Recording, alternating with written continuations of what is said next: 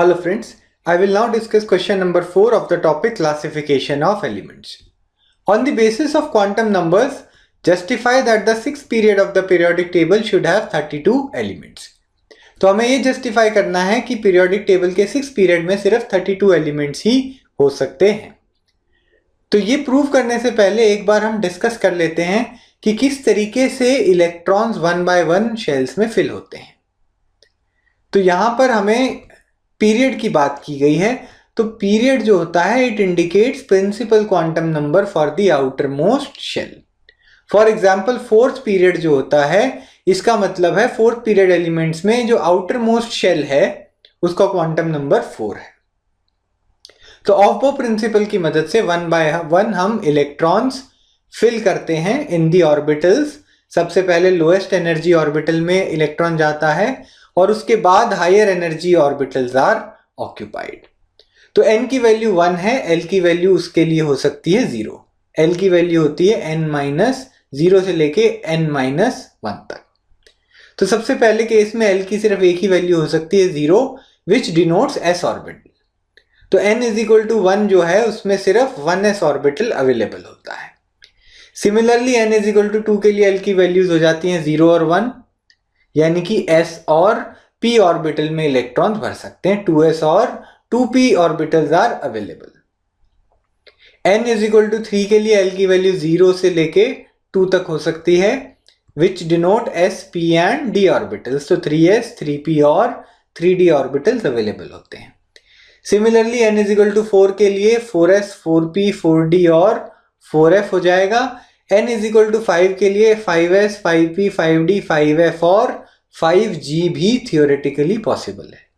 हालांकि हमने कोई कॉन्फ़िगरेशन अभी ऐसा नहीं देखा है जिसमें 5g शेल आपका भरा हो।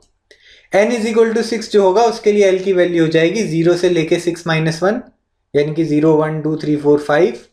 तो यहाँ पे अवेलेबल ऑर्बिटल्स हो गए 6s से लेके 6h तक। और लास्ट अभी n=7 की वैल्यू हम डिस्कस करते हैं, जहां पर 7s से लेके 7i तक ऑर्बिटल्स आर अवेलेबल। अब लोएस्ट एनर्जी ऑर्बिटल्स को हम फिल करते जाएंगे। इसको हम याद रखने के लिए एरोज बना सकते हैं। हम इस ऑर्डर में टेबल बनाएंगे पिरामिड की शेप में और फिर वन बाय वन एरो से टॉप से स्ट्राइक करेंगे। सबसे पहले 1s भरेगा, फिर 2s, next electrons will be filled in 2p, 2p के बाद 3s में भरते हैं, 3s के बाद 3p, 3p के बाद 4s, 4s के बाद 3d, 4p and 5s, 5s के बाद 4d, 5p और 6s, और फाइनली 6s के बाद 4f, 5d, 6p और 7s।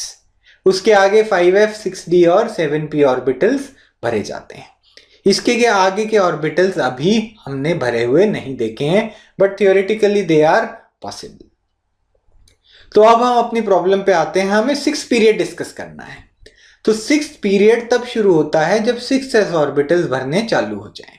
बेसिकली जो आपका ऑर्बिटल है फाइनल, उसका प्रिंसिपल क्वांटम नंबर 6 हो जाता है, तो आपका वो एलिमेंट जो है वो 6 पीरियड में प्लेस होगा। अगर 7s ऑर्बिटल्स भरने शुरू हो गए हैं then those elements will belong to the 7th period. तो हमें 6th पीरियड को डिस्कस करना है। तो हमें इलेक्ट्रॉन्स जो फिल होंगे वो 6s ऑनवर्ड्स फिल होंगे। उससे पहले के ऑफकोर्स सारे ऑर्बिटल्स फिल हो चुके हैं। तो 5p के बाद जैसे ही 6s ऑर्बिटल्स फिल होना शुरू होंगे तो मैं 6th पीरियड का डिस्कशन शुरू करूंगा। 6s के बाद इलेक्ट्रॉन भरेंगे 4f ऑर्बिटल में, 4f के बाद इलेक्ट्रॉन्स भरेंगे 5d में, और 5d के बाद भरेंगे 6p ऑर्बिटल में। 6p ऑर्बिटल फिल होने के बाद 7s का नंबर आएगा, यानी कि 7th पीरियड आ गया, जो कि हमें डिस्कस नहीं करना है।